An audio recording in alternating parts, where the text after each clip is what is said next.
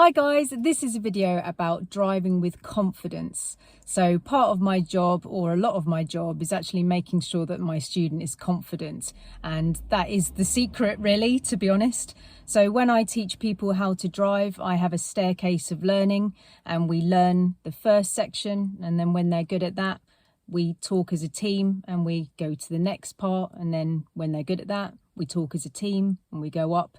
We're a team effort, we work together. So I ask permission about moving on to the next bit, how they're feeling, how they've done with their subject, and whether they're ready to go on to the next stage. Obviously I can see that they're ready, but we get like united understanding that we're ready to go on. Now, with driving, it is possible to become over critical of your driving. So it doesn't happen to everybody, but some of my students will become overcritical of themselves. So I would put it in more of a minority, but if this is you, then my advice to you is make sure that you praise yourself for the good things of your drive. So I had a lesson with someone recently, and she's probably going to watch this video, so hi. You're amazing, by the way. And I am making this because of you. But her drive was, I would say, 85% excellent. And then there was just a little section that we needed to work on, right?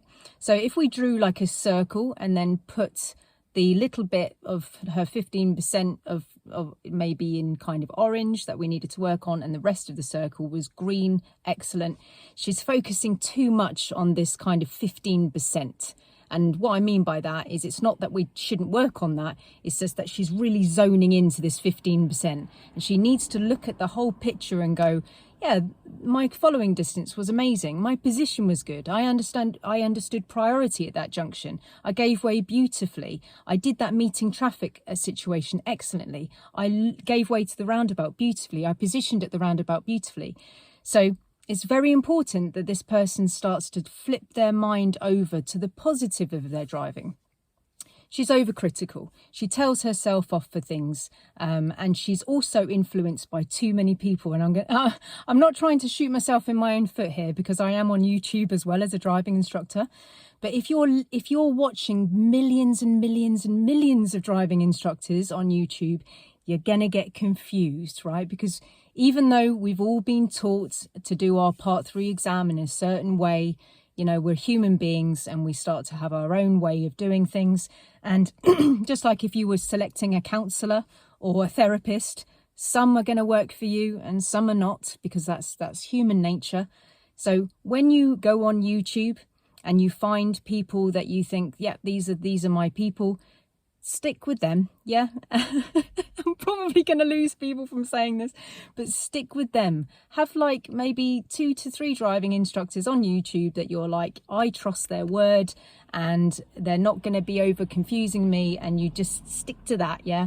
Or you know, listen to your driving instructor and contact them and ask them questions about things, or write it down on a piece of paper and ask them things about it. It's really important.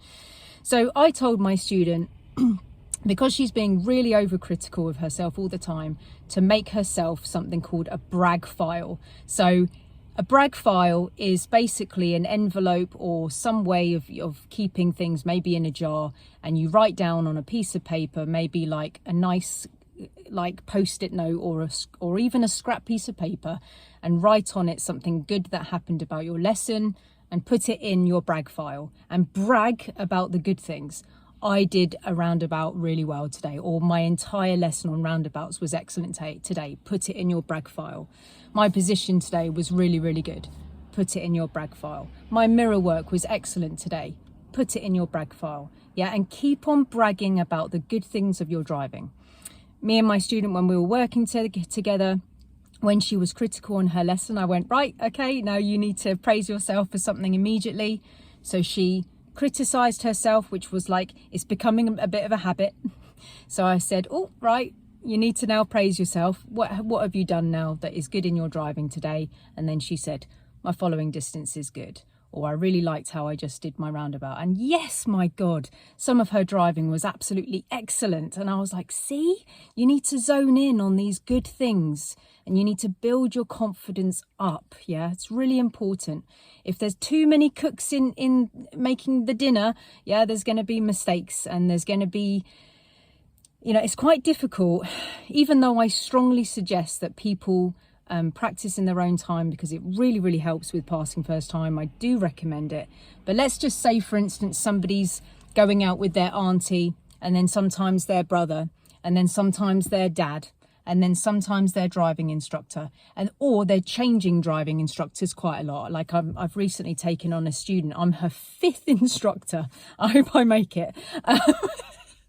But the point is, you know, she has been influenced by 5 professionals in this field, and I have now a different way of teaching her. So there's a lot of cooks now cooking this dinner, and you know, it's quite tricky when it gets to this stage. Yeah, so if you've got a lot of influence from a lot of different people, even following lots and lots of different driving instructors on YouTube, you might get confused. And it may even damage your confidence levels. Yeah, we need to build your confidence levels up, and we need to see the good in your driving. We need to praise what is good and leave looking at the negative. Remember that little chart, her 15% was in the orange that we just need to deal with. And then the 85% that's left is all green. It's all good. It's all lovely. Speed is good. Mirrors all good. Clutch control is good. Changing gear is good. Yeah. Don't worry if you stall sometimes, you know, as long as it's safe and you're not rolling back and stuff like that. So looking after your confidence, make a brag file, brag about things. Yeah. Just put it in your little brag file and be like, yeah, do you know what? That was actually really good, you know. Especially if you failed a driving test as well. I know that that's tricky because you fail and then you think, do you know what? I just need a break. I just need a couple of weeks break. That's quite standard for students to do. They go in their little cave and they lick their wounds, and then hopefully they come back, and when they're healed a bit, and they give it another go, you know, get back on that horse. That is important. It is normal to go into the cave and lick your wounds. It's abnormal, really, for the student to be like, oh, do you know what? I'm going to get back on the horse and I'll see you tomorrow. Over the 21 years of being an instructor, that is extremely rare. People need to just go back and think about it for a bit, and that's fine. You know, take your time. And when you've built that confidence, come back and be like, right, I've learned from what happened. I've analysed it and I've thought about it from all different directions, and I can see the examiner's point of view, and I've spoken to some people about it, especially my driving instructor, and I've got a point of view about it that I understand. And yep, it's important that I knew that lesson, and I'm going to crack on and give it another go. Yeah, I know it's hard, but you know, that's life, isn't it? We need to just get back on the horse, and that resilience and that bounce back ability, you know. Every student, can pass their driving test. You know, I have the question posed to me, can everybody learn to drive? Yes. Some people will take a lot longer.